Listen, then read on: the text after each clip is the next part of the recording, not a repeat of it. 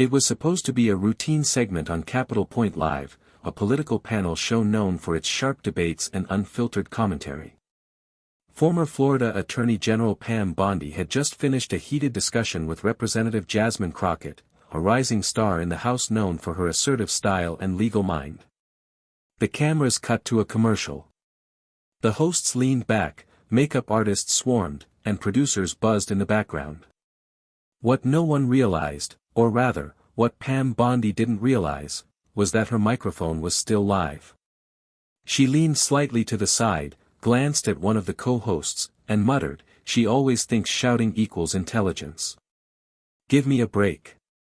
The room froze. At first, the tech team thought they'd caught it just in time. But seconds later, Bondi added with a scoff, "Honestly, she's all drama and no depth. It's exhausting." That's when the control room panicked, because the audio hadn't been cut. Her remarks had just gone out live. To millions. Within seconds, the live chat on Capitol Point stream exploded. Viewers caught the moment instantly, rewinding, screen recording, and sharing clips across social media. The phrase, "Bondi mic slip," began trending within minutes, alongside hashtags like #HotMicMoment and #Crockett deserves respect.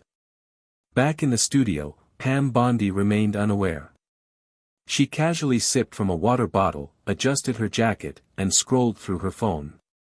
But the other panelists were exchanging awkward glances. One of the producers rushed over, whispering urgently into her ear. Pam blinked. "Wait, what?" he whispered again. Her face dropped. Then tensed. "What do you mean they heard that?" Cameras resumed just as she was pulling herself together.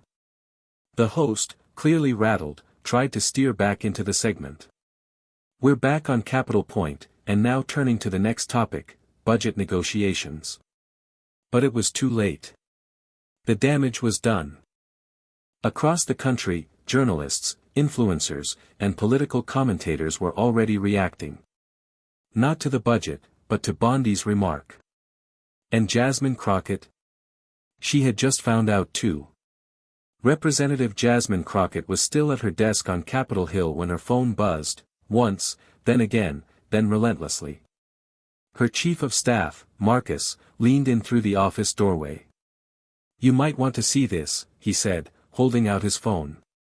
Jasmine tapped the screen and watched the clip play. Pam Bondi's voice came through, crisp and unfiltered. "She always thinks shouting equals intelligence, all drama and no depth." Jasmine exhaled sharply through her nose. Not from surprise, but from disappointment. Marcus waited. "You want to issue a statement?" She shook her head. "Not yet." Her voice was calm. Steady. "Let her talk. I'll respond when it matters." Meanwhile, producers at Capitol Point were scrambling. Legal was on the line. PR consultants were being looped in. Behind the scenes, one of the showrunners pulled Pam Bondi into a private room, her expression unreadable. "Pam," she said slowly, "this is bigger than a gaffe. Jasmine's got national backing. You can't just brush this off." Pam crossed her arms, defensive. It was off-air. The showrunner looked her dead in the eye. "No, it wasn't." Back online, millions were dissecting the clip frame by frame. But the real shock was still to come, because Jasmine Crockett had just confirmed she would be appearing live the next morning, on that same network. And she wasn't coming alone. The next morning, Capitol Point studio felt like a pressure cooker. Pam Bondi was in makeup early, unusually quiet, eyes fixed on her reflection. Her phone vibrated constantly, but she ignored it. Producers were circling like hawks, triple-checking mics, feeds, graphics. They knew the audience for today's broadcast would be the largest in months. Jasmine Crockett arrived precisely 2 minutes before airtime. She wore a navy blazer sharp enough to cut steel, a calm expression, and an air of unshakable control. Her team stayed outside the studio, but one person accompanied her in, former Senator Nina Wells, a respected figure who rarely did live interviews anymore. Her presence wasn't accidental. Pam spotted them from across the room. "You brought a mentor," she muttered under her breath. Jasmine took her seat without even glancing Pam's way. The host cleared his throat as the countdown began. "We're live in 10, 9, everyone knew what was coming. It wasn't just about policy anymore. This was personal, and public. As the red light on the camera flicked on, the host tried to maintain composure. "Good morning, and welcome to Capitol Point. We are joined again by Pam Bondi, and with us today, Representative Jasmine Crockett, along with special guest, former Senator Nina Wells." The camera cut to Jasmine. She looked directly into the lens, her voice steady. "I appreciate the opportunity to return. Especially now that the microphones are working as intended." A pause. A slight raise of the eyebrow. The room went silent. Pam Bondi blinked, hard.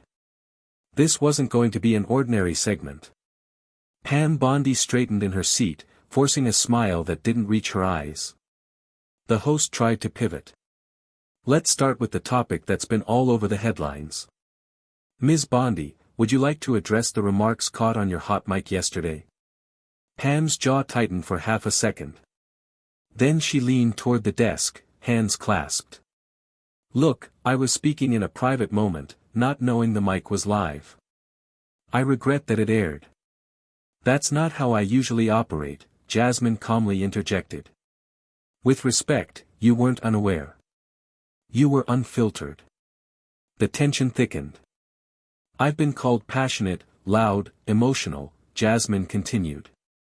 "But rarely do people question the depth of my arguments unless they're uncomfortable with how sharp they are." The audience, both in studio and online, lit up. Tweets, comments, even live coverage from competing networks poured in. Pam tried to respond. "This isn't personal, Jasmine. It's politics. I criticized your tone, not my what." Jasmine said, her voice even, eyes locked on Bondi. Pam hesitated. Nina Wells leaned forward. "What you meant is clear to everyone watching. You minimized her intellect in a way that would have never been said about a man, or someone from your circle. That struck deep." Pam glanced toward the producers, hoping for a save, but none came. Jasmine added, "The public heard you. The difference is, I don't need to insult someone behind their back. I say what I mean, live mic or not." Pam's hands fidgeted just out of frame. And the internet was now fully hers. The host glanced nervously between the two women, clearly outmatched by the intensity at the table. "Well," he stammered, "let's shift to the policy debate," but Nina Wells cut in, her tone firm but composed. "Before we shift, let's be honest about something.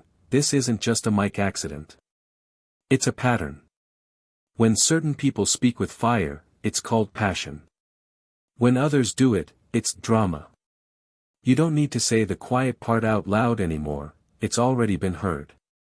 The panel went silent. Pam's posture stiffened. "That's not fair. I've debated men, women, all sides of the aisle. I've been tough on everyone." Jasmine looked at her with a measured gaze. "But not everyone gets dismissed the same way when they fight back. And let's be clear, I fight for constituents. I fight for truth. If that comes with a strong voice, I won't apologize for it." The audience clapped. The show hadn't asked for audience reaction, but the room couldn't help itself. Online, viewers flooded social media with side-by-side clips of Pam's comments and Jasmine's composed rebuttal. The phrase, "unapologetically Crockett," began trending. Capitol Point's executives were already getting calls. Sponsors, affiliate stations, publicists. Some wanted distance from the mess. Others wanted Jasmine on every panel moving forward. Back in the studio, the host finally managed to steer into a new topic. But the tone had shifted. Pam sat quietly for most of the rest of the segment, occasionally nodding, avoiding further confrontation. Because now, anything she said would be heard more clearly than ever. And Jasmine? She'd just taken the hit, and turned it into a moment of power. After the show wrapped, Jasmine Crockett stepped off the stage to a wave of camera flashes and reporters shouting questions. Her expression remained steady, graceful, and unbothered. A journalist called out, "Congresswoman, any final thoughts on what happened yesterday?" Jasmine turned, gave a half-smile, and said into the mic, "Hot mics don't lie. And neither do track records." She walked off without another word, escorted by her staff and Nina Wells, leaving the press stunned by the brevity and sharpness of her statement. Pam Bondi remained inside the studio. Producers surrounded her, some sympathetic, others just doing damage control. One offered her a bottle of water. Another handed her a sheet of talking points. Her publicist, already on the phone with the network, mouthed, "Don't speak to anyone yet." But outside the building, the narrative was already forming. Major outlets were running segments titled, "Crockett handles Bondi's mic slip with poise, from mockery to masterclass, Jasmine's live response goes viral, Pam Bondi's comment sparks debate over respect in political discourse." Even late-night hosts were weighing in. Clips from the show were everywhere, Instagram Reels, TikToks, even political satire accounts were remixing Bondi's voice with meme audio. And for once, the spotlight wasn't on controversy alone, it was on how someone had turned it into credibility. Later that evening, Jasmine's team posted a short video with just 5 words over black screen, "When the mic stays hot." It had over 2 million views in an hour. By nightfall, Capitol Point's leadership was in full crisis mode. Behind closed doors, executives debated whether to issue a formal apology, suspend Bondi's appearances, or ride out the storm.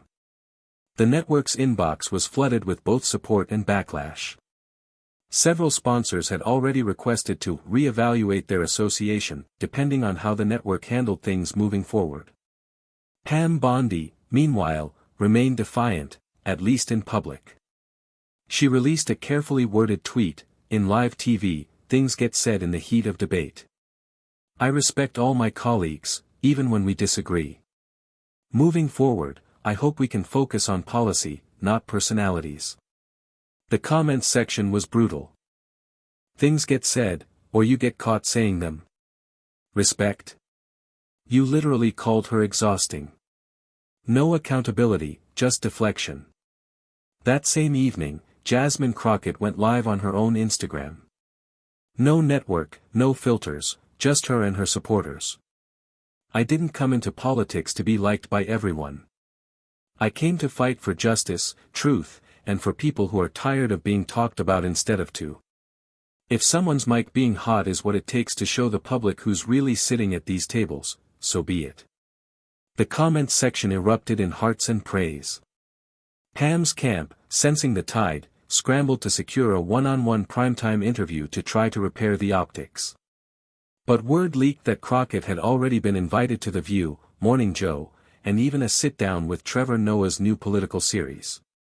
Pam's soundbite was heard. But Jasmine's voice was amplified. And in the world of modern politics, that difference was everything. The following week, Pam Bondi made her scheduled appearance on a major network primetime show, a carefully curated one-on-one interview aimed at reshaping the narrative. The host leaned in early. "Pam, do you regret what you said about Representative Crockett?" She gave a slight, practiced sigh. "I regret that it was broadcast. It was a private comment made in frustration. It didn't reflect the full scope of my views." "But it was your voice," the host pressed. Pam didn't flinch. "Yes.